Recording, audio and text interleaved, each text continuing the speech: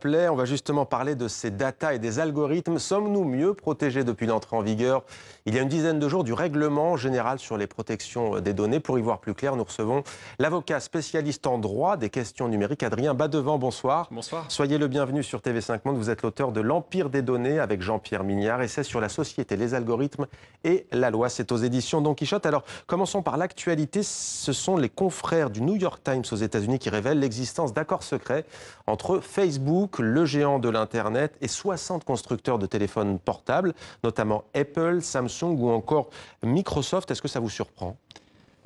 Oui et non, c'est-à-dire que c'est un peu comme le scandale Snowden. À l'époque, on avait commencé à apprendre au fur et à mesure qu'il y avait peut-être des accords entre l'État fédéral américain et certaines entreprises privées. Et là, après le scandale Facebook, Cambridge Analytica, on apprend de plus en plus d'autres histoires qui pourraient... qui pourrait encore émerger. Ce règlement général sur la protection des données, très franchement, que peut-il face à Facebook? Parce que Mark Zuckerberg, il a beau jeu de dire que du coup, il va essayer d'adopter ce système pour protéger les utilisateurs, mais en même temps, on apprend qu'il a rapatrié d'Irlande la plateforme qui héberge toutes ces données à Menlo Park aux États-Unis. Oui, vous faites bien de le pointer parce que c'est quelque chose de complètement absurde par rapport aux déclarations qu'il avait tenu lors de son audition, que ce soit devant le Congrès américain ou devant le Parlement européen. Et on peut se poser la question de savoir comment des grands groupes comme Facebook vont adapter cette régulation.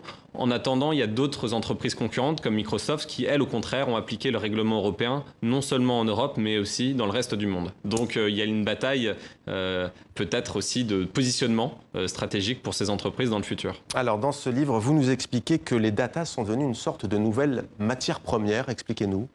C'est une matière première parce que, en fait, quelle que soit votre organisation, votre crèche, votre école, que ce soit dans le secteur primaire, secondaire, tertiaire, l'agriculture jusqu'à l'éducation, tout est relié à un système d'information. Et un système d'information, ce n'est autre que des données. Ce sont les données d'individus, ce sont les données de météo. Et toutes ces données, on les utilise aujourd'hui comme un nouveau pétrole. Ouais. Et il va falloir faire attention aux effets secondaires. Quand on navigue notamment sur Internet, alors vous donnez des exemples assez étonnants. On peut détecter par exemple, quand on est un homme, si sa femme est enceinte ou pas, en fonction qu'elle commande des compléments alimentaires, magnésium, qu'elle utilise des savons sans parfum. Exactement, c'est un cas qui a été relevé en 2012. C'était une grande surface, Target aux États-Unis, qui en fonction de certains indices d'achat ont pu découvrir et détecter qu'une femme était enceinte, lui envoyer des coupons de réduction et son père s'en était ému et s'était plaint à la chaîne de supermarchés et 2 semaines après, en fait, sa fille lui a révélé qu'elle était véritablement enceinte. Donc on peut se poser les questions des risques de collecte éthique des données, notamment par rapport aux finalités très différentes, que ce soit le profilage comportemental dans le cas de supermarchés ou de vote, lorsqu'on parle notamment d'élections. D'échecs scolaires, pour détecter par exemple un enfant qui pourrait décrocher, même le terrorisme, avec des profils qui seraient à risque. Et aux États-Unis, dans le Wisconsin, un homme qui a été condamné sur la base de données d'un logiciel. Qu'est-ce que vous voulez, à travers ce livre, nous adresser comme message, justement ?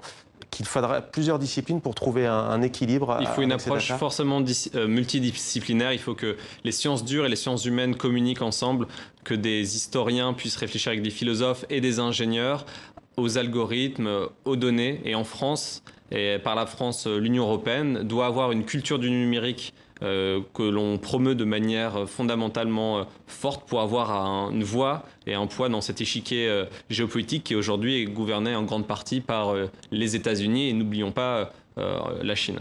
On peut détecter aussi et repérer les prédispositions à certaines pathologies. Revenons à ce RGPD, on en a beaucoup entendu parler de ce sigle ces derniers temps en Europe. Ce nouveau règlement, en fait, il n'est pas si nouveau que ça, puisqu'il ne fait qu'entériner ce qui existe déjà dans la loi.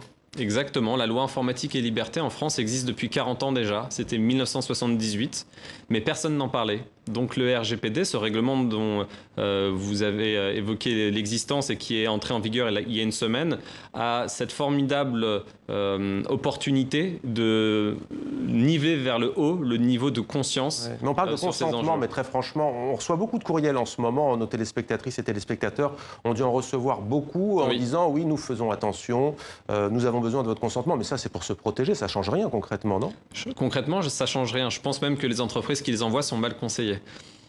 Merci beaucoup pour ce message, Adrien Badevant. C'est donc coécrit avec Jean-Pierre Mignard, L'Empire des données, essai sur la société, les algorithmes et la loi. Un livre à lire pour mieux comprendre donc ce vaste monde et cet empire des